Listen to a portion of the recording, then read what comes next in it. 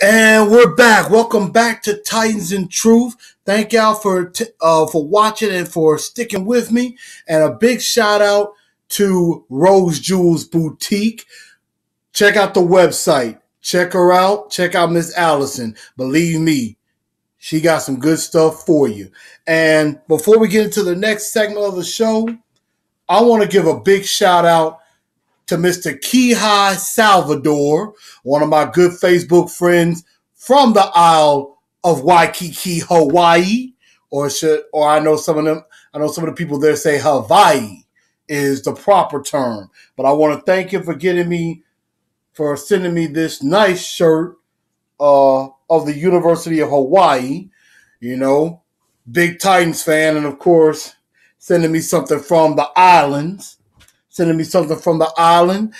of course, we all know Marcus Mariota is from Hawaii, so hence the University of Hawaii shirt. I know he went to Oregon. But I want to give a shout out to Mr. Kihai Salvador. Thank you so much for that. I'm going to wear it with pride. I will definitely wear it with pride. So thank you very much for that. But now that we're back on the show, I want to definitely get into some predictions that I have. So this is the basis of the show, my prediction show. And so what I have going on, we're going to go into talking about not only game by game predictions of what I think our season's going to look like by the end of December and after week 17 has passed. What's up, Woody? What's up, bro? Blue Fi. And we're going to definitely talk about not just the final record, but also we're about to go into roster cuts. Like I mentioned earlier, a lot of guys are going to get cut from this team that maybe will be going to other teams. So that's what tomorrow's game is for.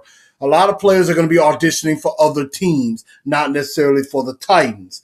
And so I put together a little projection of who I think is going to make this roster and a few notable cuts, and as well as a few guys that I believe will make it to the practice squad. This is just my opinions, and this is not indicative of what the Titans are going to do. The Titans may go completely off the map of what I might do, but this is what I think will happen. So first, let's start with the offensive side of the ball. As you can see, on the offense, I have 24 guys on the offensive side of the ball. At quarterback, I thought about cutting Marcus Mariota. I thought about cutting him. I'm just playing, y'all. Y'all don't hang me for it. Marcus Mariota is our starting quarterback and ain't going nowhere. Matt Castle will back him up. I have us carrying 4 running backs, of course, including Justin Fowler as our fullback. But I got DeMarco Murray starting. I have Derrick Henry backing him up. And David Fluellen is going to make this team, in my opinion. I think he's done more than enough to make the team. He can help on special teams. And he's done a pretty nice job in running the football. And in the game against the Bears, I want to say it was against Carolina or against the Bears. I think it was Carolina. He got a little bit of action with the first team, with Marcus on the field. So that told me a lot right there. But I think that's how we're going to be looking as far as the running backs go. Wide receivers, I think we keep 6. Of course, the main locks, you know it, Matthews, Corey Davis, Decker, Taywan Taylor, Tajay Sharp. But the 6th receiver I have is Eric Weems. And I had a tough time battling on that between him, Trey McBride, and Harry Douglas. I just think Eric Weems, he may not get now. Eric Weems, I think, gives you a lot on special teams. Now, I could see Trey McBride on that spot instead of him because Trey McBride has shown, yes, he can do it on special teams, but he can give you a little bit on offense as well. But in the end, I think Eric Weems, his experience on special teams, I think puts him on the team. But again, it could very well be Trey McBride. Just my thoughts. I think special teams is very important. Tight end wise, Should we keep Delaney Walker? Really? I think another team should just take him. No, I'm playing again, y'all. I'm just joking around. I can see some of y'all getting mad at me right now. Of course, Delaney Walker's on this team, and he's definitely going to be one of our focal points, one of our main weapons. Jonnu Smith is going to be right there with him. I think he's our number 2 tight end without a doubt. I think he's going to be out there on the 2 tight end sets, and that gives us multiple weapons. You got Delaney Walker on one side who can block and catch passes. Jonnu Smith who can catch passes and has gotten better blocking as well. The third tight end, I'm kind of up in the air about this. Philip Supernaw or Jay Samara. One of those two is going to make the team. I mean, odds are it's probably going to be Philip Supernaw, basically because he's a decent blocker and he helps on special teams. But I'm just not a big fan of Supernaw. I think Jason Morrow does have a shot. We know he can be a good receiver. Now, he has to work on his blocking, which Coach Malarkey has said he's gotten better with that. And he's also did some good on special teams as well. He was definitely big on a couple plays in special teams on kickoff, helping the Bears start back behind the 10-yard line. What's up, Tabitha? Long time no speak. How you doing? So I think Jason Morrow or Supernaw will make the team. And I think the other guy is going to get cut. On the offensive line, I have 9 offensive linemen. Of course, you got Taylor Warren, Quinn Spain, Ben Jones, Josh Klein, Jack Conklin. That's easy. That's our starters. Behind them, Dennis Kelly definitely is going to make the team. I got Tyler Mars making the team, and what was telling about that was when Quinn Spain got kicked out of the game against the Bears, Tyler Mars was the first sub to go in and take his place. Not Dennis Kelly, not Tim Lolito, Tyler Mars. So he must have impressed enough to get that nod instead of like Dennis Kelly, because Dennis Kelly, is normally a tackle, but he also plays guard some as well. But seeing that happen, I think Tyler Mars makes the team. I think Corey Levine makes the team as well as a backup center and can also play guard. And then I have Tim Lolito making the team, even though that's not definite either. But that's all I have as far as on the offensive side of the ball making this team. And we're going to get to some surprises with the cuts that I have. Now to the defensive side of the ball, I have 26 guys on defense. On the defensive line, I got 6.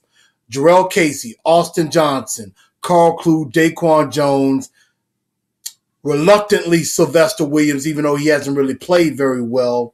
And one of my surprises, going back to a question earlier from Egon O'Mahony, was asking who was my dark horse. Antoine Woods is one of my dark horses to make this team. I think he's going to make the team. He's a guy that can play in the nose and can also play outside. And that's why I have Angelo Blackston cut, because he hasn't really showed much. And you got guys that can play multiple spots. I think Austin Johnson will start alongside Jarrell Casey, along with Sylvester Williams or Antoine Woods. And I think Antoine Woods has a chance to start on Sunday. So I can see it being Jarrell Casey, Antoine Woods, Austin Johnson coming in. Hey, Takesha, happy birthday to you once again. I hope you had a good one. Linebacker-wise, I have 10. And I know for a lot of people will say that's too many. You can never have enough depth. Arakpo and Morgan are sack machines. I think they're going to at least get 20 sacks combined. Definitely. Eric Walden is going to make it. Reluctantly, Kevin Dodd, Aaron Wallace, Avery Williamson, and Wesley Woodyard will start. Jayon Brown is going to get in there as well. Darren Bates for special teams. And I got Nate Palmer making this team as well out of the linebacking core. Yes. So with the linebacking core, let me go back into that. I'm reluctant on Kevin Dodd.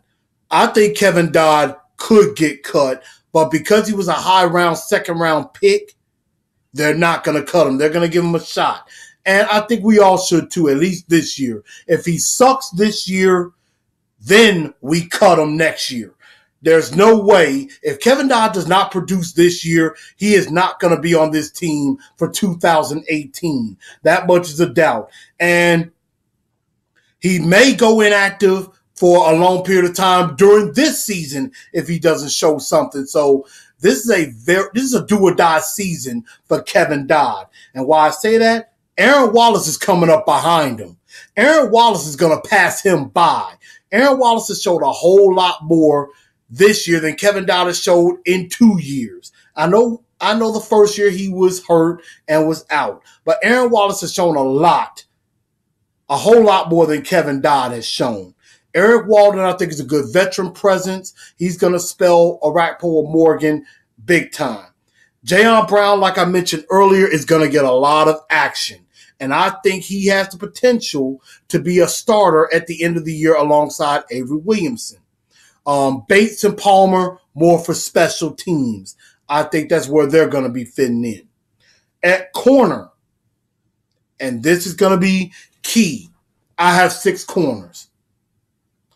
And I just think we need the more depth. We need more depth at that position.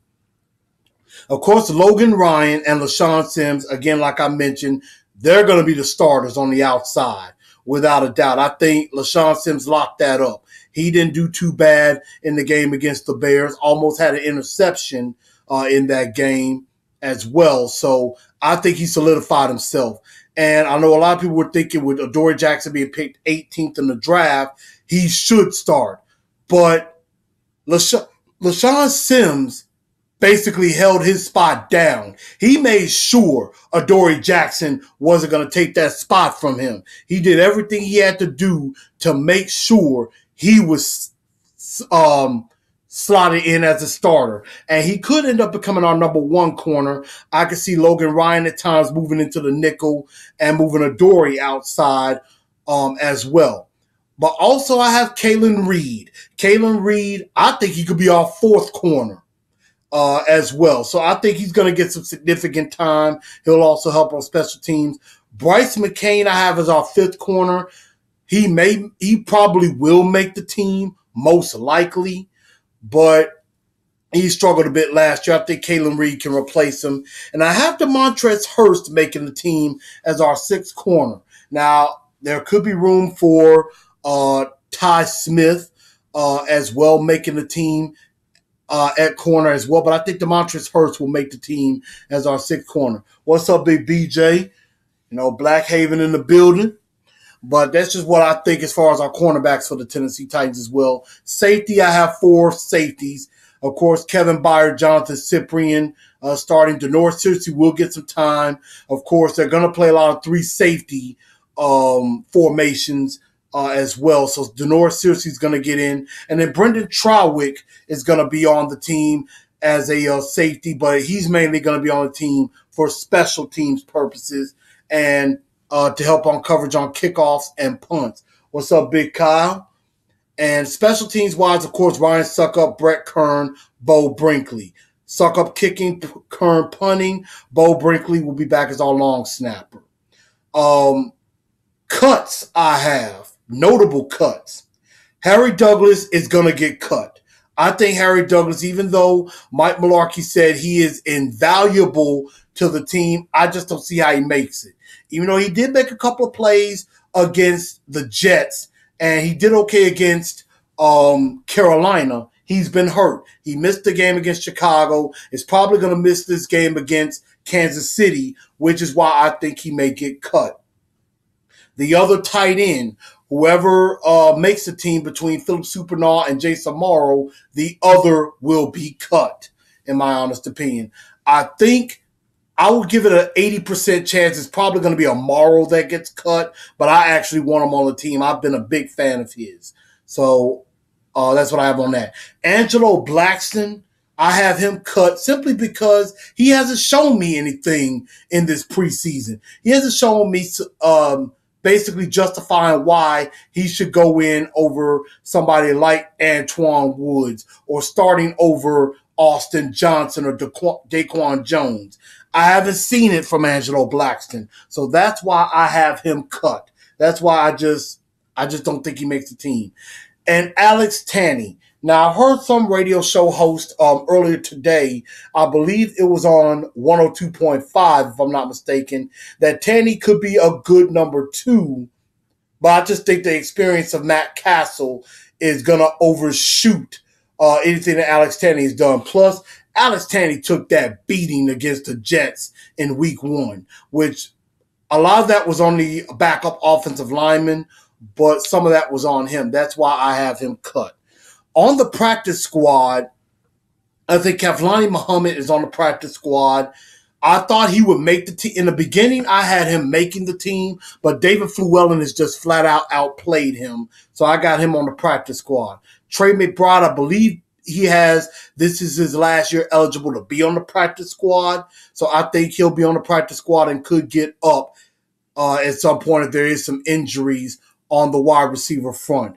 Jimmy Staten, I went back and forth with him too. At first I had him on the team, but then I kind of took him back off. I think he's going to be on the practice squad, a good local player from MTSU. I think he'll be on the practice squad. D'Angelo Brown, a nose tackle from Louisville. I think he's on the practice squad. Josh Caraway as well. Brad Seaton to kind of learn his position as a tackle on the offensive line. Jerome Cunningham at tight end. Jonathan Krause, another receiver who had a few flashes, but not too many. I think he's on the practice squad. And Curtis Riley, I believe this might be his last year of eligibility on the practice squad as well. So I think he'll be on there also. But those are just some of the notable cuts and practice squad people that I have. And that's how I have this team shaped up as far as who I think will make the team and who I think will get cut on that note. So those are my projections. You have them right there. And so after these roster cuts, I wanted to also go into some more predictions, my game predictions for this season.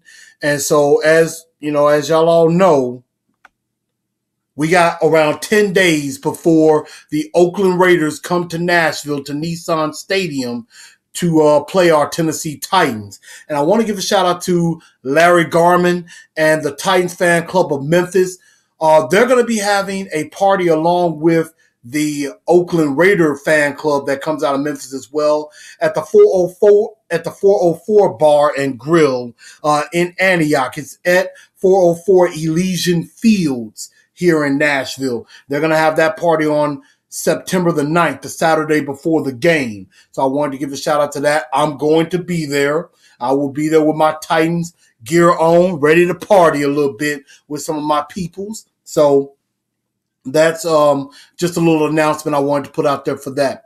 But going into this season, I know there's a lot of thoughts on this year, and people have a lot of, want to know what they think will happen this year. But these are just some of my thoughts and what I think is going to happen this upcoming season. So let's get started with my game-by-game predictions. Week 1, September 10th, Oakland Raiders coming here at noon. Derek Carr, Amari Cooper, and Khalil Mack and the Raiders coming here. Of course, they're a team that could be possibly a top playoff contender, maybe a slick Super Bowl contender. I have the Titans winning that game by a score of 27-20. I think the Titans are going to get the season off to a good start. They're ready. They know the expectations are high, and I think they're going to come out and produce 27-20. I think it's going to be a good game. The Raiders' defense, not very good except for Khalil Mack. I think Marcus and the Titans can expose them. They started running the ball really well on them as the game went on. So I think the Titans are going to beat the Raiders and start off 1-0. Then week 2 in Jacksonville on the 17th of September. I want this game to be a blowout. The Tennessee Titans should go down to Jacksonville. No shenanigans, no Christmas suits, no specials, anything. Go down there. They should be angry, pissed off. They should be ready to light some people up in Jacksonville. I think they go down there. They're going to light Blake Bortles up or whoever is starting their quarterback. I'm predicting a blowout 34-10. I just think that bad taste in their mouth from last year's game in Jacksonville. That's why I think they're going to go down there and completely whoop the Jaguars. Even though they have a much better defense and they have a very good secondary, I just still think the Jaguars are in disarray now already, and the season hadn't even started yet. So I'm predicting 34-10. I think we start off 2-0. Now, you got to venture the Titans are going to stumble somewhere. I think they stumble against the Seattle Seahawks on the 24th, on September 24th, 3:05 kickoff. I think this is one that we may lose at 17-13. And the reason why I say that, you got Russell Wilson. He's a very good quarterback. That Seattle defense is still very good. Even though they're aging, it is a very good defense with Richard Sherman, Cam Chancellor, you got KJ Wright, Bobby Wagner, you got Michael Bennett, Cliff Averill. They're coming. I know a lot of my Sigma brothers are going to try to go to the game to show some support for Richard Sherman. But I just think that defense is going to be a little bit too much for us in the end. And Russell Wilson is a very good quarterback. So I kind of see us struggling a little bit in that game. I mean, I was struggling between Raiders and Seahawks. I think we win one, lose the other. I think we lose to Seattle and drop to 2-1. Houston. This game I'm nervous about, especially with this hurricane that just happened. If they change it up, and this is a good thought that was brought up by Jarrett Stillman on 102.5 The Game earlier. I know there's talks that the Jacksonville Jaguar Houston game was supposed to start week 1. That's supposed to be in Houston, could get switched to Jacksonville. And if that happens, guess what happens with the Houston Texans? We will be coming in to NRG Stadium. That will be their home opener. That will be their first game after Hurricane Harvey and after everything is settled. If that happens with the Jacksonville game that they're having, that is going to be a very tough afternoon for us because the Texans are going to come in. They're going to feed off of that crowd. If that is their home opener, if we are their home opener after Hurricane Harvey and that game gets changed, it won't look too good for us on that one. They're going to be fighting on emotion, and that can carry you to victory. I have us going down 21-17 and dropping to 2-2 on the year. But don't fret, Titan fans. We're going to get back on our winning ways. Week 5 against Miami, October the 8th. Jay Cutler is the starting quarterback. Hopefully he would have checked out by then. I think we go down there, sack him up a little bit, just like we did Ryan Tannehill last year. I'm picking a 28-13 win in Miami. I mean, I think Miami's a good football team. They're going to try to make the playoffs again this year, but I just think we're a better team. And I think we're going to go down there, frustrate Jay Cutler, and we're going to win the game 28-13. And then we come home, week 6, October 16th, Monday Night Football. First time in a good while, we got some Monday Night Football in Nashville. And I think we finally break our curse of the Indianapolis Colts. There's a good chance that Scott Tolzien will be in the game instead of Andrew Luck. I don't think Andrew Luck is going to even be able to play. He may be on the PUP list until, and if that is the case, if they start him on the PUP, he's going to be out at least the first 6 weeks, and that includes our game. I got us breaking the curse 30-13 on Monday night, sending a message and going 2-0 in the division. Then we go up to Cleveland next, October the 22nd. We're going to end up facing Deshaun Kaiser and the Browns. And you know Dick LeBeau tends to have very good success against rookie quarterbacks, starting the first time. I think the Browns are going to struggle, and we cannot go up there and just think we have this game. The Browns have played us tough in the past, but I think we're going to win 24-10, even though I know they got Myles Garrett, they got Jabril Peppers on that side. They just released Joe Hayden earlier today, which he just signed with the Pittsburgh Steelers. We'll get to that in just a moment. But I have them winning 24-10, and at this point, I have us at 5-2. I have us at 5-2 on a 3-game winning streak going into the bye. 5-2 after 7 games. We're looking pretty good. Coming out of the bye gives us 10 days to prepare. Gives us 10 days to prepare for the Baltimore Ravens coming in. I still always believe the Ravens have a good defense, but I think we can outlast them and pull out a 17-7 win, taking us to 6-2 on the season. I think Marcus will find a way to beat that Baltimore Ravens defense, and I think we're going to be able to get after Joe Flacco a little bit as well. So I just think that's going to be a pretty tough game, but I think we'll win that one. Again, you got to figure at some point we're going to stumble somewhere. Have us on a 4-game winning streak. We got to stumble somewhere, right? I mean, this is the Titans. They're consistent at being inconsistent, unfortunately. I think they lay an egg against the Cincinnati Bengals. Even though the Bengals are average, Marvin Lewis is probably on the hot seat. I think this is a close ball game. I know my brother Christian will be very happy to hear this. I just see a 24-21 loss against the Cincinnati Bengals on November the 12th. And now we go into Thursday night. And we go into Thursday night's game against the Pittsburgh Steelers. On 4 days after losing to the Bengals, we end up facing Ben Roethlisberger, Joe Hayden, Antonio Brown, and the Pittsburgh Steelers. As much as I want the Titans to win this game on national TV, I'm afraid it's going to be a close loss, 31-27, dropping us to 6-4. Unfortunately, this is a part of the schedule where I have us going on a bit of a slide, and that slide ends up continuing in Indianapolis. They're going to be mad that we beat them on Monday Night Football. Andrew Luck is probably going to be back by this time for this game, and I have us dropping that one as well. You know we're going to split against the Colts, dropping to 6-5 with a 24-14 loss, in my honest opinion, on that one. But, again, do not fret, Titan fans.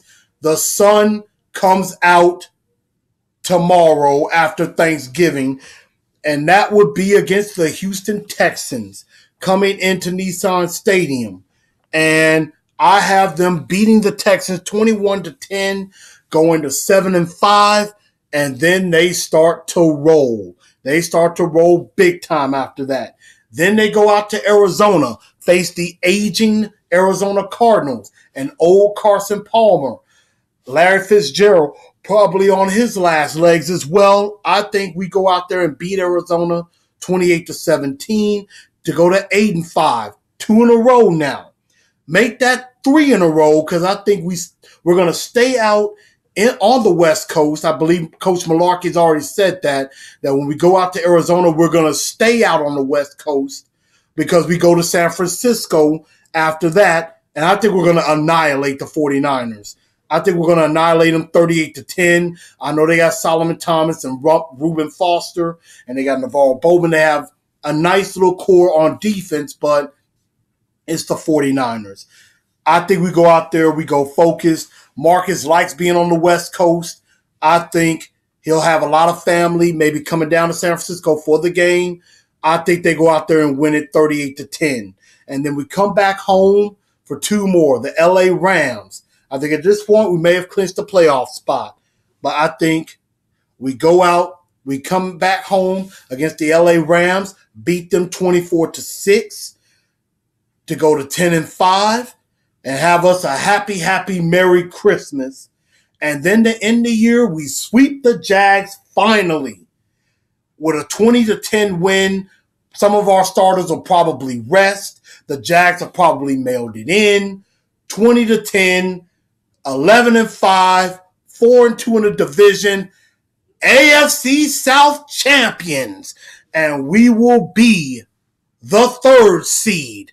We will get a home playoff game, and we'll finish as, in my honest opinion, a third or fourth seed home playoff game. I can't wait for that. But that's kind of my prediction as far as what I think is going to happen for this upcoming season, in my opinion. If you think you have something different, comment me on this YouTube channel. Comment me. Hit me up on Facebook. Let me know what you think. What are your predictions for this season? I know Jared Stillman on 102.5 The Game, and I know some other hosts, Braden and Fitz, and some other hosts.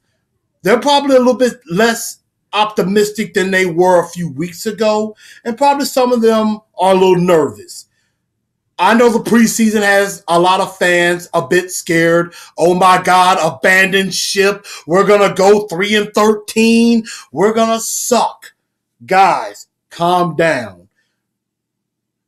Let's see how the first 4 weeks go. Then there might be the need to panic. But I don't think that time is now. I think we're going to be just fine. And we got better as the year went on last year. I think this year we're going to do that. You know, we got to get up to play the good teams, but we got to be up to play the bad teams and take care of business. I know that's been a trend, but I think that trend is going to eventually come to an end.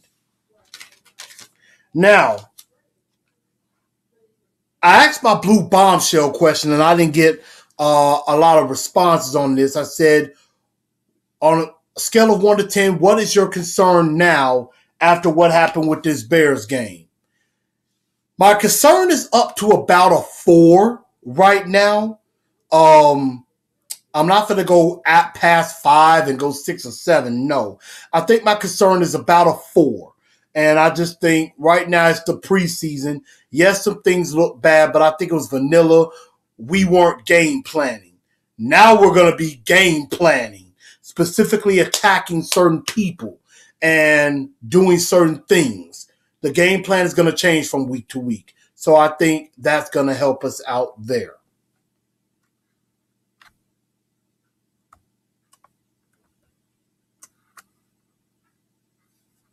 And so we're going to go into my last topic, and that is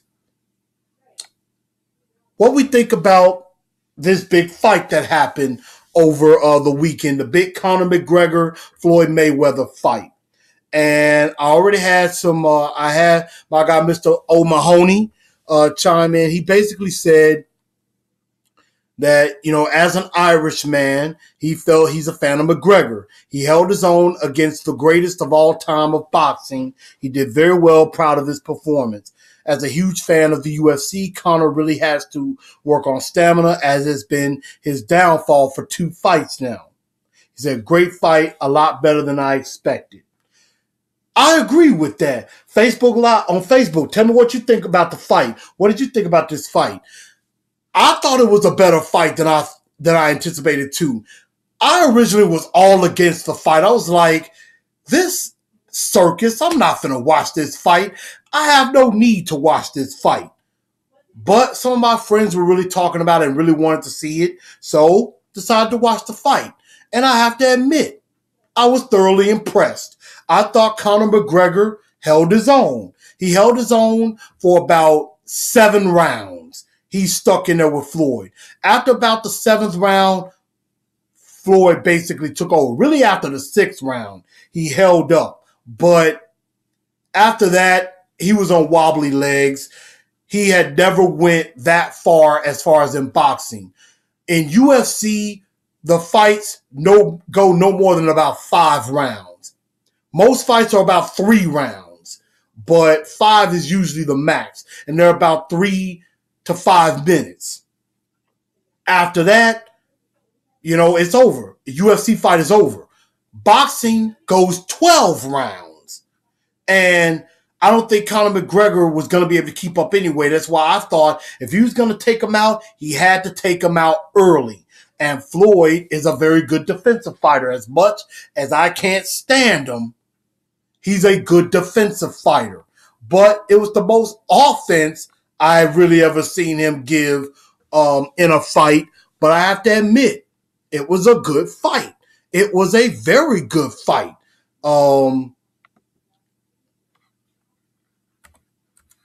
And I just gotta give credit to Floyd. He knew how to beat him, and he did exactly that.